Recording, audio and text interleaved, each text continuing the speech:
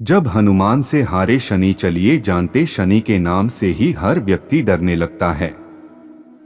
शनि की दशा एक बार शुरू हो जाए तो 7.5 साल बाद ही पीछा छोड़ती है।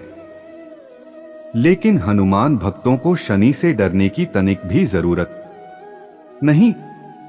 शनि ने हनुमान को भी डराना चाहा, लेकिन मुंह की खानी पड़ी। आइए जाने कैसे। महान पराक्रमी हनुमान अमर हैं।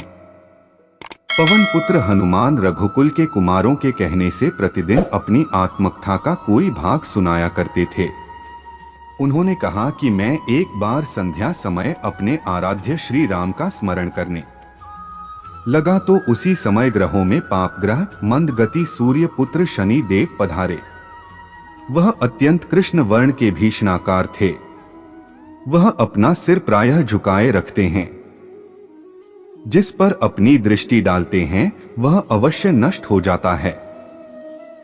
शनिदेव हनुमान के बाहुबल और पराक्रम को नहीं जानते थे। हनुमान ने उन्हें लंका में दशग्रीव के बंधन से मुक्त किया था। वह हनुमान जी से विनयपूर्वक किंतु कर्कश स्वर में बोले, हनुमान जी, मैं आपको सावधान करने आया हूं। त्रेता की बात दूसरी थी, अब कलयुग प्रारंभ हो गया है। भगवान वासुदेव ने जिस क्षण अपनी अवतार लीला का समापन किया, उसी क्षण से पृथ्वी पर कली का प्रभुत्व हो गया। यह कलयुग है। इस युग में आपका शरीर दुर्बल और मेरा बहुत बलिष्ठ हो गया है। अब आप पर मेरी 7.5 की दशा प्रभावी हो गई है। मैं आपके शरीर पर आ रहा हूं। शनिदेव को इस बात का तनिक भी ज्ञान नहीं था कि रघुनाथ के चरणाश्रितों पर काल का प्रभाव नहीं होता। करुणा निधान जिनके हृदय में एक क्षण को भी आ जाते हैं, काल की कला वहां सर्वथा निष्प्रभावी हो जाती है। प्रारब्ध के विधान वहां प्रभुत्वहीन हो जाते हैं। सर्व समर्थ पर ब्रह्मा के सेवकों का नियंत्रण संचालन पोषण प्रभु ही करते हैं। उनके सेवकों की ओर दृष्टि उठाने का साहस कोई सुरसुर करे तो स्वयं अनिष्ट भाजन होता है। शनिदेव के अग्रज यमराज भी प्रभु के भक्त की ओर देखने का साहस नहीं कर पाते। हनुमान जी ने शनिदेव को समझाने का प्रयत्न किया, आप कहीं अन्यत्र जाएं। ग्रहों का प्रभाव पृथ्वी के मरणशील प्राणियों पर ही पड़ता है। मुझे अपने आराध्य का स्मरण करने दें। मेरे शरीर में श्री रघुनाथ जी के अतिरिक्त दूसरे किसी को स्थान नहीं मिल सकता। लेकिन शनिदेव को इससे संतोष नहीं मिला। वह बोले, मैं सृष्टिकर्ता के विधान से विवश हूं। आप पृथ्वी पर रहते हैं, अतः आप मेरे प्रभुत्व क्षेत्र से बाहर नहीं हैं। पूरे 22.5 वर्ष व्यतीत होने पर 7.5 वर्ष के अंतर से 2.5 वर्ष के लिए मेरा प्रभाव प्राणी पर पड़ता है, किंतु यह गौण प्रभाव है। आप पर मेरी 7.5 आज इसी समय से प्रभावी हो रही हो।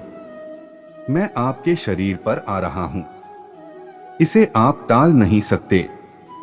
फिर हनुमान जी कहते हैं, जब आपको आना ही है तो आइए, अच्छा होता कि आप मुझ वृद्ध को छोड़ ही देते। फिर शनिदेव कहते हैं, कलयुग में पृथ्वी पर देवता या उपदेवता किसी को नहीं रहना चाहिए। सबको अपना आवास सूक्ष्म लोकों में रखना चाहिए। जो पृथ्वी पर रहेगा वह कलयुग के प्रभाव में रहेगा और उसे मेरी पीड़ा भोगनी पड़ेगी। और ग्रहों में मुझे अपने अग्रज यम का कार्य मिला है। मैं मुख्य मारक ग्रह हूं और मृत्यु के सबसे निकट वृद्ध होते हैं। अतः मैं वृद्धों को कैसे छोड़ सकता हूं? हनुमान जी पूछते हैं, आप मेरे शरीर पर कहां बैठने आ रहे हैं? शनिदेव गर्व से कहते हैं, प्राणी के सिर पर। मैं 2.5 वर्ष प्राणी के सिर पर रहकर उसकी बुद्धि विचलित बनाए रखता हूं। मध्य के 2.5 वर्ष उसके उदर में स्थित रहकर उसके शरीर को अस्वस्थ बनाता हूं व अंतिम 2.5 वर्ष पैरों में रहकर उसे भटकाता हूं। फिर शनिदेव हनुमान जी के मस्तक पर आ बैठे तो हनुमान जी के सिर पर खाज हुई। इसे मिटाने के लिए हनुमान जी ने बड़ा पर्वत उठाकर सिर पर रख लिया। शनिदेव चिल्लाते हैं, यह क्या कर रहे हैं आप? फिर हनुमान जी कहते हैं, जैसे आप सृष्टिकर्ता के विधान से विवश हैं, वैसे मैं भी अपने स्वभाव से विवश हूं। मेरे मस्तक पर खाज मिटाने की यही उपचार पद्धति है, और आप अपना कार्य करें और मैं अपना कार्य। ऐसा कहते ही हनुमान जी ने दूसरा पर्वत उठाकर सिर पर रख लिया।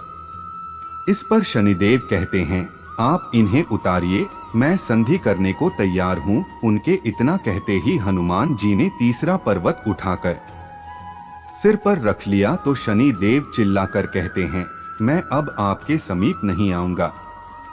फिर भी हनुमान जी नहीं माने और चौथा पर्वत उठाकर सिर पर रख लिया।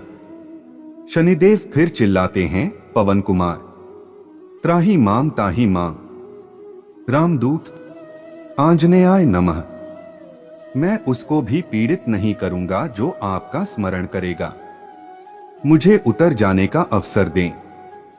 हनुमान जी कहते हैं, बहुत शीघ्रता की, अभी तो पांचवा पर्वत शिखर बाकी है। और इतने में ही शनि मेरे पैरों में गिर गए और कहा, मैं सदैव आपको दिए वचनों को स्मरण रखूंगा। आघात के उपचार के लिए शनिदेव तेल मांगने लगे। हनुमान जी तेल कहाँ देने वाले थे? वही शनिदेव आज भी तेलदान से तुष्ट होते हैं।